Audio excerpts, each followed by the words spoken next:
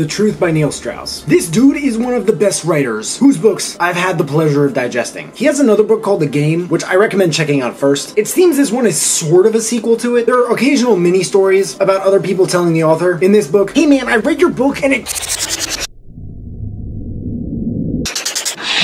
my life." So this is, as it says on the cover, an uncomfortable book about relationships, which is interesting enough as it is. But here's one part in the beginning that stood out to me like crazy. I'm sure, or at least hope, that many guys watching this can relate. From the other direction, an even more alluring woman with long blonde hair pouring out the back of a pink baseball cap sitting at the reception desk. She's wearing a tight black t-shirt that clings to every contour of her body. And I think what I always think, what every man thinks. For people thinking, oh, this guy's just a romantic, he doesn't realize like the biology or neuroscience behind sexual attraction. What is testosterone for, if not to feel a sudden rush of chemicals priming the neuroreceptors in the medial preoptic area of the brain, right now impelling me to take action? Girls are constantly surprised, and I don't blame them. Like, this kind of, I mean, it does make sense from their point of view, especially, I think. But girls are constantly surprised that we're like always hitting on them and shit. But I feel like if a guy were a girl for a day, he would understand how annoying it probably is. And if a girl were a guy for a day, she would definitely understand how fucking difficult it is to be so sexually attracted to someone. But that's probably a topic for a different video. This book talks a lot about cheating. Neil Strauss, the writer, asked himself at one point, are we just junkies in denial? Or is this just a natural byproduct of high testosterone? Because at this point in the book, Neil and a bunch of other guys are stuck in this hospital because they're all there for sex addiction. This book is really congruent with its title. Like, there's a lot of self-reflection that goes on in these books when you try to relate yourself to the main character or any other character. You begin to relate other characters to other people in your life. I don't know, maybe that's just me. He cheated on this girl. This rehab he went to for sex addiction, he tried to open himself up to it. Like, I have a problem, how do I fix it? But the rehab and the way it enforced coping mechanisms and all this other shit, the tools against these negative habits and addictive thought processes,